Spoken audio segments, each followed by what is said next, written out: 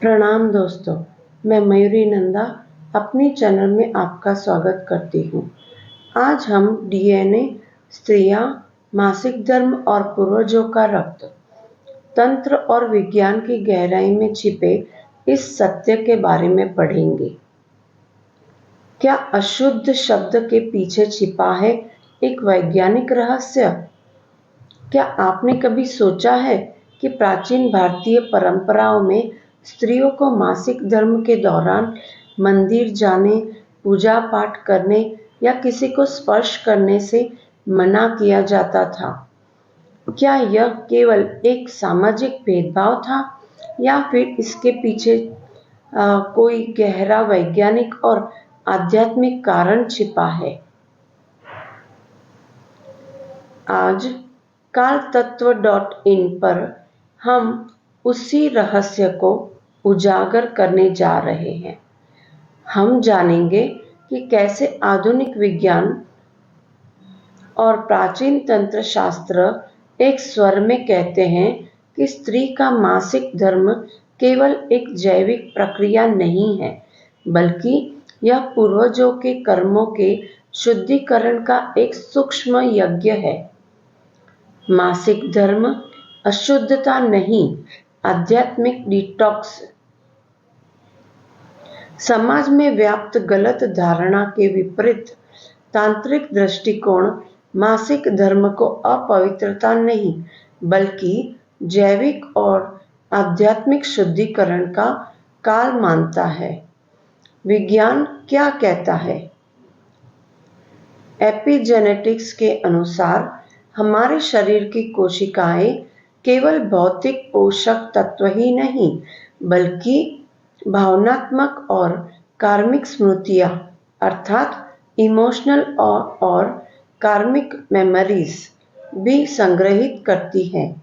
जब एक स्त्री मासिक धर्म से गुजरती है तो उसका शरीर केवल अंडाणु और रक्त ही नहीं, बल्कि उन कोशिकाओं में संचित तनाव के रासायनिक निशान अर्थात केमिकल टैग्स ऑफ स्ट्रेस को भी बाहर निकालता है।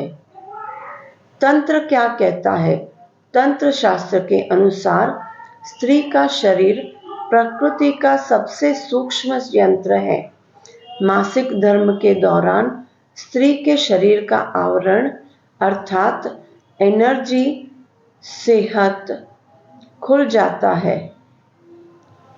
इस समय वह केवल शारीरिक रक्त ही नहीं, बल्कि अपने और अपने पूर्वजों के सूक्ष्म कर्मिक अवशेषों अर्थात कार्मिक रेजिड्यूज को भी बाहर निकालती है। मुख्य सत्य: यह प्रक्रिया अशुद्ध नहीं है। यह प्रकृति का वह अद्भुत तंत्र है जिसके द्वारा एक स्त्री अपने कुल अर्थात लीनिएज के नकारात्मक कर्मों को धोती है। तांत्रिक दृष्टि: रजस्वला होना अर्थात पितृतर्पण का सूक्ष्म रूप। आपने पितृ पक्ष में पूर्वजों को जल और तिल अर्पित करने के बारे में सुना होगा, लेकिन तंत्र की गुप्त परंपराओं में एक और रहस्य बताया गया है। तांत्रिक दृष्टिकोण: प्रत्येक मासिक धर्म एक स्त्री के लिए एक जीवित पितृतर्पण है। कैसे? जब एक स्त्री मासिक धर्म से गुजरती है तो उसके शरीर से निकलने वाला रक्त केवल जैविक अपशिष्ट नहीं होता। उस रक्त के माध्यम से पूर्वजों के अतृप्त संस्कार, उनके दबे हुए क्रोध, उनकी अधूरी इच्छाएं और उनके कर्मों का बोझ बाहर निकलता है। यही कारण है कि तंत्र शास्त्र कहता है कि स्त्री का शरीर कुल अर्थात फैमिली लीनिएज के कर्मों को शुद्ध करने का सबसे शक्तिशाली माध्यम है। जब एक स्त्री नियमित रूप से स्वस्थ मासिक धर्म से गुजरती है तो वह केवल न अपने बल्कि अपनी आने वाली 7 पीढ़ियों के डीएनए को भी शुद्ध कर रही होती है। ऊर्जा, ऊर्जा विज्ञान, स्पर्श। भोजन से दूर क्यों रहना चाहिए? यह प्रश्न अक्सर पूछा जाता है।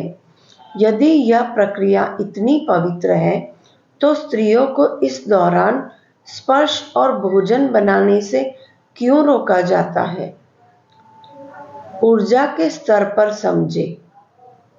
जब एक स्त्री मासिक धर्म से गुजरती है, तो उसके शरीर के ऊर्जा केंद्र अर्थात चक्र, विशेष रूप से स्वादिष्ठान चक्र, अत्यधिक सक्रिय हो जाता है। इस दौरान उसके शरीर से बाहर की ओर एक शक्तिशाली निष्कासन तरंग अर्थात एक्सप्लोसिव एनर्जी वेव निकलती रहती है। इस अवस्था में स्पर्श, यदि कोई उसे स्पर्श करता है, तो वह अपने शरीर से बाहर निकल रहे कार्मिक अवशेषों का एक अंश उस व्यक्ति के ऊर्जा क्षेत्र में स्थानांतरित कर सकती है। यह उस व्यक्ति के लिए हानिकारक हो सकता है। भोजन, भोजन बनाते समय उसके हाथों के माध्यम से भोजन में वे ही नकारात्मक कंपन अर्थात वाइब्रेशन प्रवेश कर जाते हैं जो व्यक्ति उस भोजन को ग्रहण करता है, वह अनजाने में उस कार्मिक अवशेषों को अपने शरीर में ले लेता है।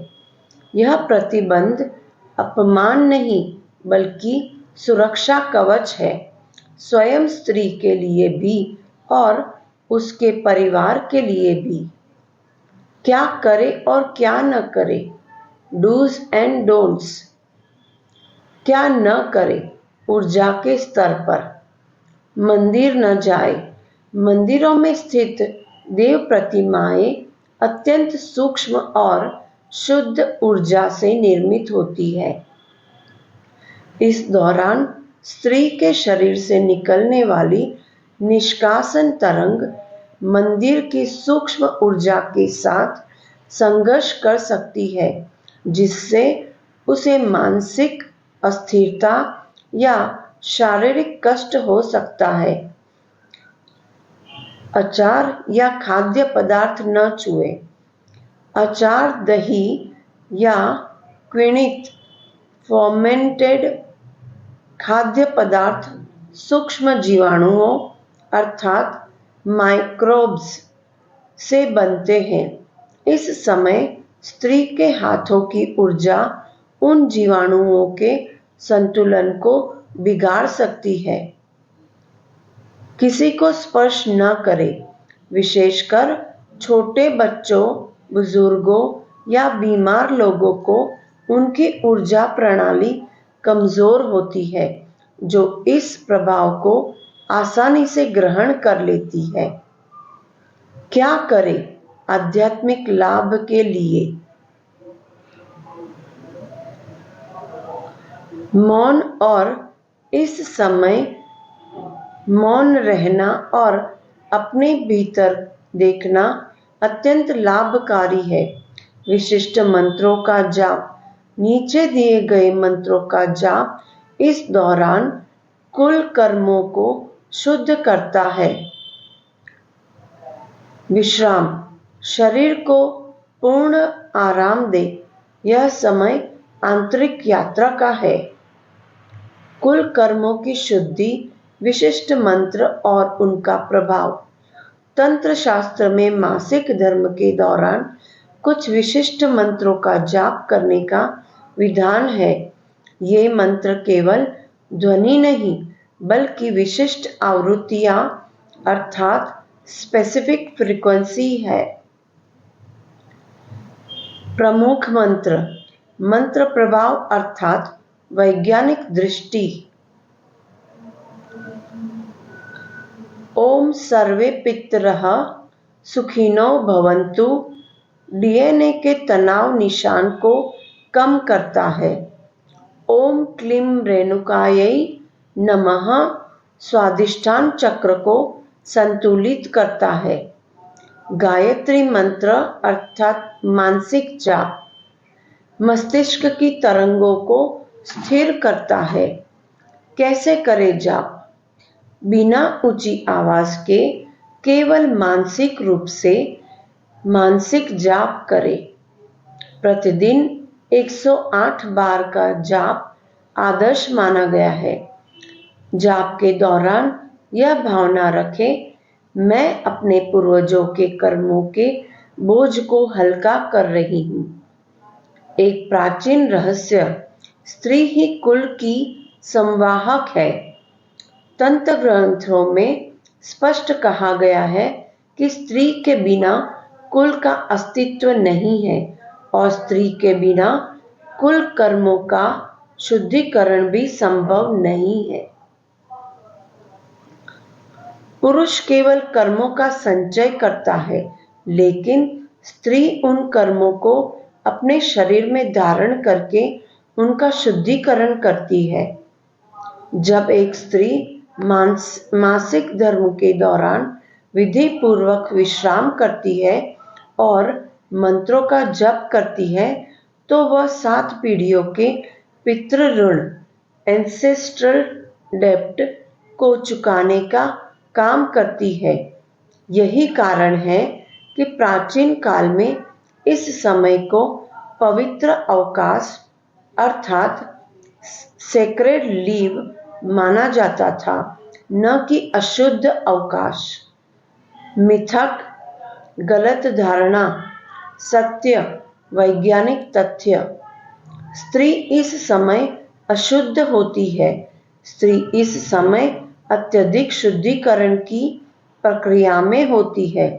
यह एक अभिशाप है, यह प्रकृति का एक आशीर्वाद है जो कुल के कर्मों को साफ करता है। स्त्री को इस समय छिपकर रहना चाहिए। स्त्री को इस समय आत्म देखभाल अर्थात सेल्फ केयर और आध्यात्मिक साधना पर ध्यान देना चाहिए। अशुद्ध नहीं, पवित्र योद्धा। आज हमने जाना कि मासिक धर्म कोई बीमारी या अभिशाप नहीं है। यह प्रकृति की वह अद्भुत व्यवस्था है जिसके द्वारा एक स्त्री अपने कुल अर्थात लीनिएज के नकारात्मक कर्मों को शरीर से बाहर निकालती है।